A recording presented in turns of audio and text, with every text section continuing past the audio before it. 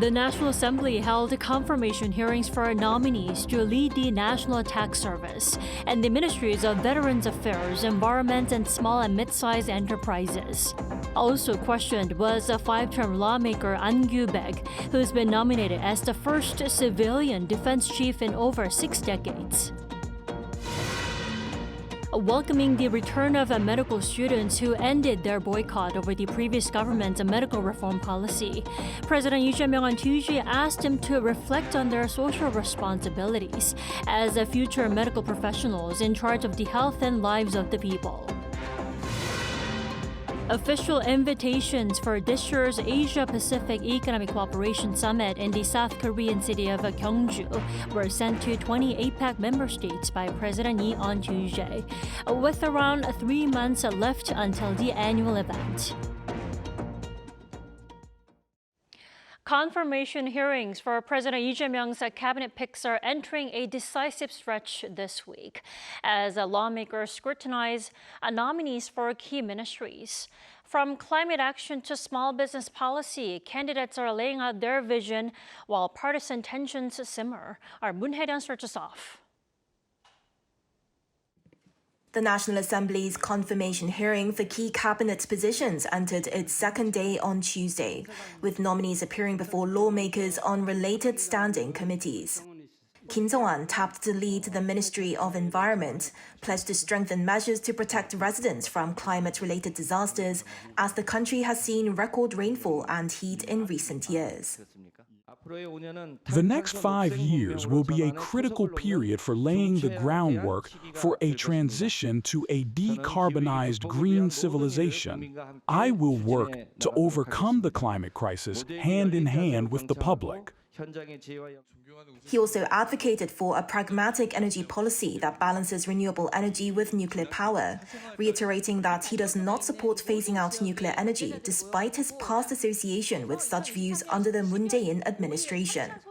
Han Sung-suk, the nominee for Minister of SMEs and Startups, discussed the challenges that small businesses face amid high interest rates, inflation, and sluggish domestic demand, while pointing out the need for a digital transformation. The rapid acceleration of the AI revolution and digital transformation is shifting the very paradigm of industry, leaving behind businesses unable to adopt. For small businesses and SMEs, digital transformation is no longer optional. It is a prerequisite for survival and growth. Han also addressed growing concerns over Chinese e-commerce platforms such as AliExpress and Temu gaining market share in Korea, and said she would take necessary measures to address safety and copyright issues, particularly in the fashion sector. Disputes between ruling and opposition party lawmakers have continued to play out across much of the confirmation hearings for cabinet nominees, with tensions heightening for Kwon Ol, nominee for Ministry of Patriots and Veterans Affairs. The People Power Party criticized his lack of experience in veterans affairs and accused the administration of rewarding loyalty over merit, with Kwon being a former conservative lawmaker who switched sides just ahead of the presidential election. The Democratic Party defended the nomination, saying it reflected the president's will to promote national unity across ideological lines. Despite the clashes, lawmakers did manage to adopt a confirmation report for Bae Kyung-hun, the nominee for Minister of Science and ICT, in a rare moment of agreement. The confirmation process will continue with hearings scheduled for the Education, Justice and Employment and Labor ministerial nominees on Wednesday. Moon Hae-ryun, Arirang News. And one of the 5 nominees questioned on Tuesday was Defense Chief nominee Ahn Gyu-back, who could become the first civilian defense minister since 1961, breaking with the tradition of retired military generals taking the post. Our defense correspondent Kim Bo-kyung tells us more. 5-term lawmaker Ahn Gyu-back faced lawmakers' questions on Tuesday during the parliamentary confirmation hearing for the post of defense minister. Nominated as the first civilian defense chief in 64 years, Ahn is widely expected to lead the transformation of the military that was mobilized during the martial law period. Asked to fulfill such expectations, he vowed to rebuild the military to earn people's trust. What we must do now is to hold those accountable for the illegal martial law, correct the wrongdoings of the previous administration, strengthen civilian control to ensure that our military does not become a tool for private power, and rebuild a military of the people. He added he would reform the military by boldly incorporating advanced technologies and reorganize the structure to deal with the falling number of troops. Regarding North Korea, he said ministry will support the government's efforts to establish peace on the peninsula while pledging to seek sustainable peace based on strength. I will militarily support the government's efforts to establish peace on the Korean peninsula while establishing deterrence based on immense military power. A door for dialogue to ease tensions and build trust should be left open. Ahn was also asked about his views on relationships with allies and neighboring countries.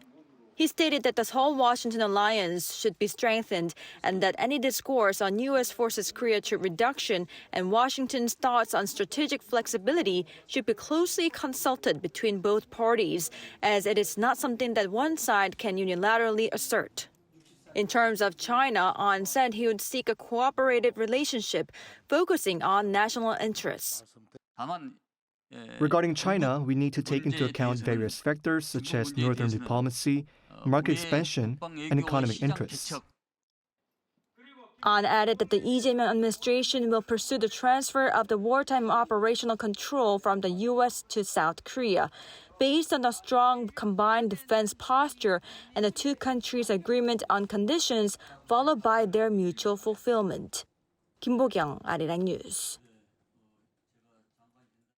Earlier in the morning, President Lee Jae-myung held a cabinet meeting during which he welcomed the return of protesting medical students while asking future doctors to have a social responsibility. A host of revisions were also approved at the meeting, including amendments deemed shareholder-friendly. Yoon Jung-min reports. President Lee Jae-myung presided over Tuesday's cabinet meeting, first by noting the decision by medical school students, who have been boycotting classes for 17 months, to protest the previous administration's medical reform policy aimed at expanding school enrollment to return to school. 늦었지만 참으로 다행스러운 일입니다. 교육당국이 필요한 후속 조치를 신속하게 추진해 주기 바랍니다. 그리고 의대생 여러분도 우리 국민들의 건강과 생명을 책임지는 예비 의료인으로서의 사회적 책임이 무엇인가에 대해서 좀 더 깊이 생각해 주시기를 당부드립니다. Among a host of issues addressed at the table, the president noted dire economic conditions, stressing the importance of organizing finances in an efficient way so that they can play an active role in helping the economy. 관행적이거나 또는 효율성이 떨어지는 예산, 또 낭비성 예산, 이런 예산들을 과감하게 정비 조정하고 또 국민들의 의견을 예산 편성 과정에 폭넓게 반영해서 효율적인 예산 편성이 가능하도록. Approved during the meeting was the promulgation of partial revisions made to the Commercial Act that expand directors' fiduciary duty beyond the company to shareholders to better reflect the interests of small investors. This took effect upon promulgation. It includes a rule that caps voting rights of major shareholders and related parties at 3% when electing or dismissing audit committee members. This particular change will take effect a year from now. Also approved were changes to the martial law regulations to ban anyone from blocking lawmakers from entering the National Assembly after martial law has been declared. Additionally, the cabinet set a certain legal basis for the foreign seasonal worker program, often used in the agricultural or fishing industries, only allowing the state or local governments to get involved in the job of bringing in foreign workers, other than unauthorized entities. The president, who appeared without a tie for the second straight week amid the extreme heat, concluded his opening remarks by asking public officials to do their best to protect people from any heat or rain-related damage. Yoon Jung-min, Arirang News. And tonight, we have an update on the APEC summit, which is scheduled to take place here in South Korea later this year. President Lee Jae-myung has officially invited leaders of member economies, and the dates for the summit are now set. Our top office correspondent, Song Yoo-jin, has more. The leaders of 20 Asia-Pacific Economic Cooperation member states have been officially invited to this year's APEC summit, set to take place in the South Korean city of Gyeongju from October 31st to November 1st. Presidential spokesperson Kang Yoo-jung told reporters on Tuesday that President Lee Jae-myung's invitation letters were sent on Monday through each country's diplomatic mission. In his letter, President Lee said this year's summit, under the theme Building a Sustainable Tomorrow, will focus on strengthening regional connectivity, advancing digital innovation, and promoting prosperity. He expressed hope that these discussions would bear fruit at the summit. Among the APEC members are the United States, China, and Russia, whose leaders are drawing particular attention over whether they will attend in person. Kang said the final list of participants will be announced once it's confirmed. There is also speculation that North Korean leader Kim Jong-un might be invited. Just the day before, during his confirmation hearing at the National Assembly, Unification Minister nominee Chung Dong-young said he would work to create momentum toward extending an invitation to Kim. When asked about this, the presidential office did not give a direct answer. North Korea is not an APEC member, so it was not among the 20 states invited or sent letters. Leading up to the two-day summit, South Korea plans to hold the APEC senior officials meeting and a joint foreign and trade ministers meeting in the last week of October. Also scheduled are a range of business events, including the APEC Business Advisory Council and CEO Summit. So the presidential office says it has set up a designated task force and will do everything it can to ensure a successful summit that contributes to growth across the Asia-Pacific region. Song Yoo-jin, Arirang News.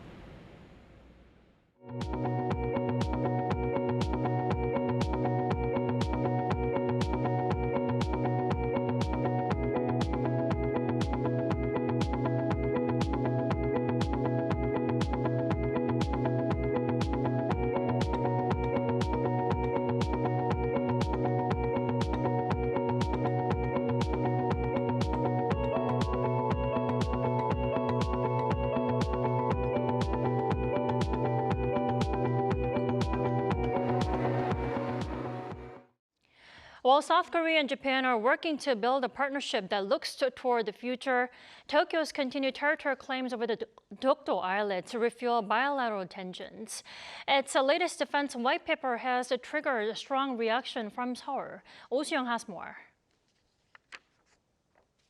Seoul has called on Japan to immediately retract the territorial claim in Tokyo's latest defense white paper over South Korea's easternmost islets of Dokdo.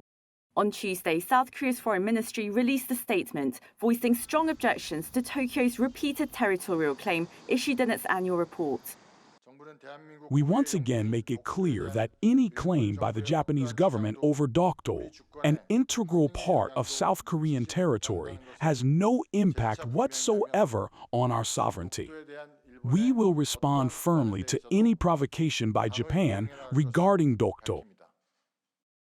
The first defense white paper issued under Prime Minister Shigeru Ishiba outlines Tokyo's view of the regional security environment. And once again, it refers to Dokdo as Takeshima, claiming sovereignty over the Korean territory and marking the waters surrounding Dokdo with blue lines on several maps. Japanese media also revealed on Tuesday that Tokyo's Ministry of Defense for the first time distributed its white paper adapted for children to elementary schools. The booklet labels Dokdo as Takeshima and the East Sea as the Sea of Japan. Seoul's foreign ministry on Tuesday summoned the Japanese embassy's Minister for Political Affairs to formally lodge its complaint against Tokyo's latest move. South Korea rejects Japan's ungrounded claims, citing historical records dating back to the 6th century.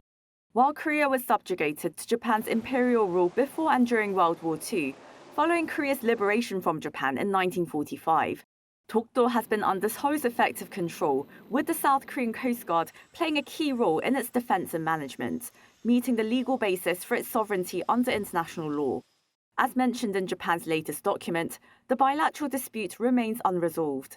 At the same time, amid rising geopolitical tensions, particularly in the Indo-Pacific, Japan, for a second year in a row, named South Korea as an important neighboring country and partner in addressing shared global challenges.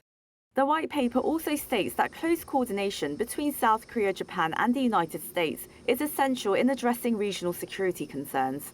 It lists North Korea's advancing missile capabilities, China's regional pressure, and growing Russian-North Korea cooperation as key threats. While Seoul-Tokyo ties spiraled in 2019 due to disputes over historical issues related to Japan's wartime colonization of Korea, the two governments resumed top-level diplomacy, trade, and security cooperation in 2023. Leaders on both sides have committed to pursuing cooperation that looks to the future, while separately addressing bilateral sticking points. Oh Soo-young, Arirang News. The Trump administration is ramping up pressure on Russia, announcing major military aid for Ukraine and giving Moscow a deadline to reach a peace deal within 50 days or face economic sanctions. Our Park Kwon-woo reports. U.S. President Donald Trump has announced large-scale military support to Ukraine, worth billions of dollars, via NATO members. The announcement was made during a meeting with NATO Chief Mark Rutte at the White House on Monday. They're going to deliver the weapons, and they're going to pay for 100% of the weapons. So we're going to be doing that with NATO, and it's fully approved.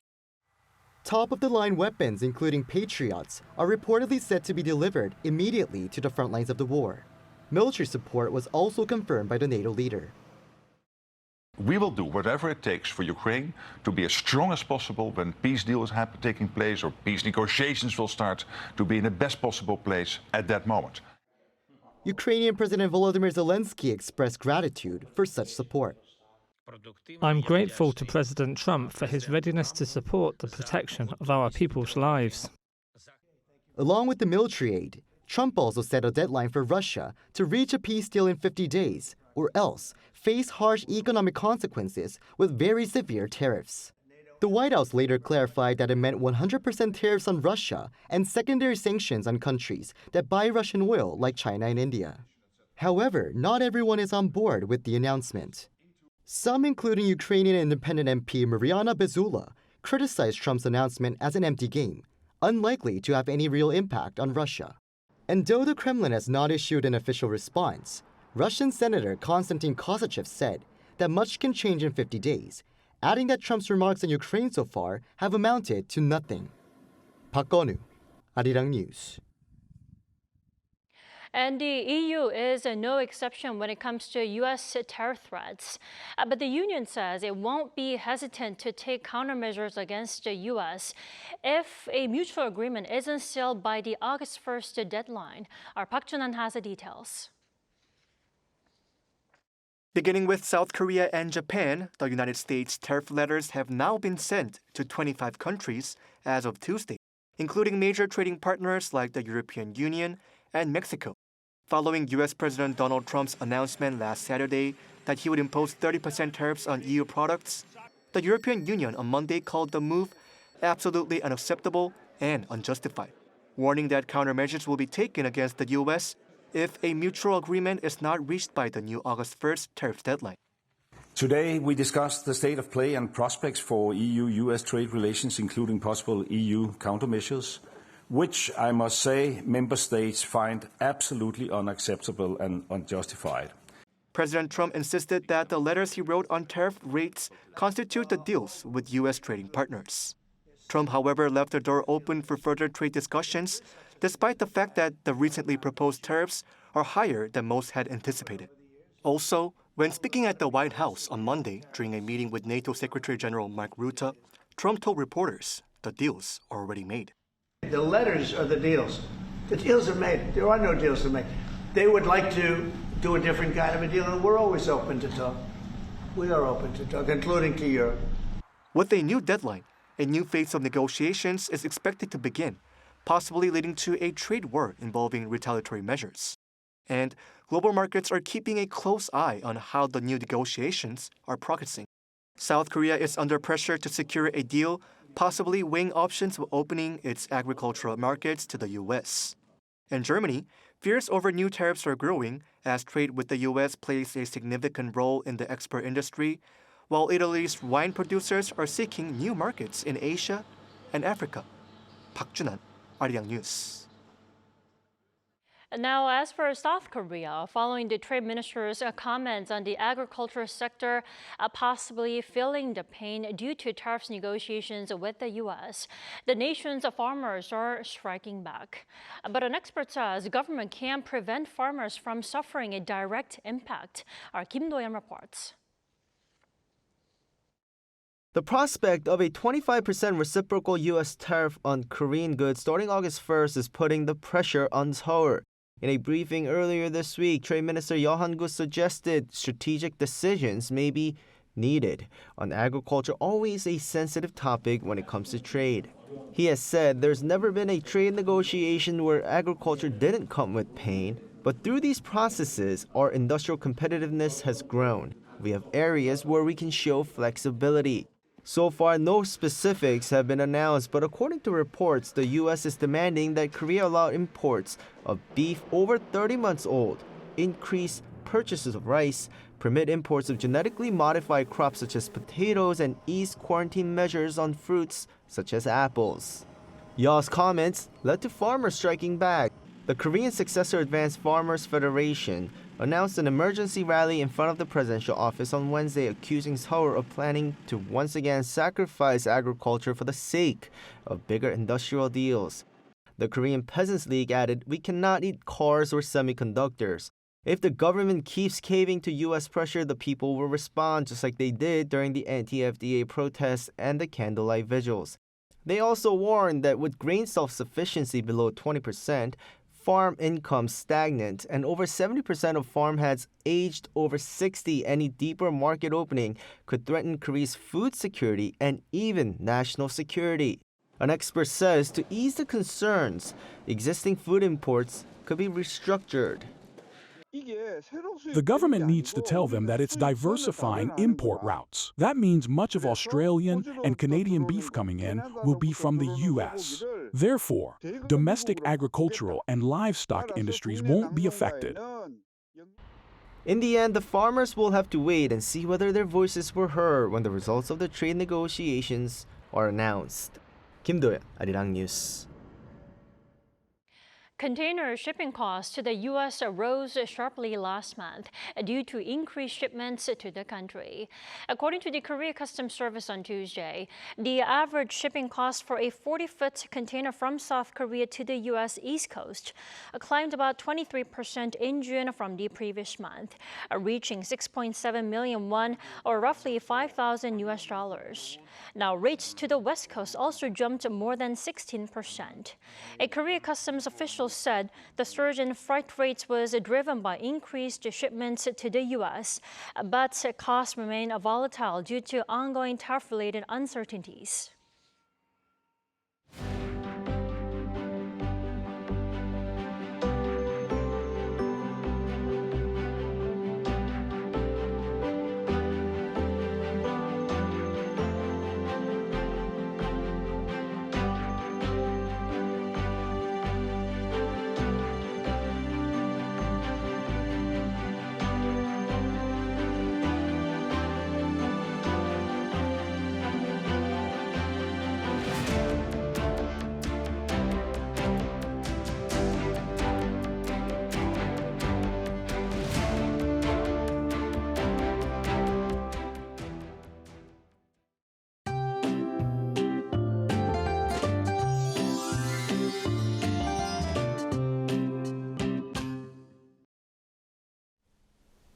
with the whole country cloudy today, it has been raining occasionally. Between tomorrow and Thursday, there will be strong and heavy rain around the western regions. It will pour as much as 200 millimeters over the southern parts of Gyeongju province and the west coast of Chungcheongnam-do province for 2 days. And there will be 150 millimeters over the inland areas of central and southern Gangwon-do province and Chungcheongbuk-do province. The heat wave will slow down due to the rain. The daytime temperature stayed at 28 degrees Celsius in Seoul today, and it will stay at below 30 degrees in most areas for a while. Tomorrow morning will start at under 25 degrees all over the country. Daily highs will go up to 28 degrees in Seoul, Gwangju, Daegu, and Busan. Chuncheon and Daejeon, 27 degrees. Summer heat will stay cooler with rain on and off until Saturday. That's all for Korea. Here are the weather conditions around the world.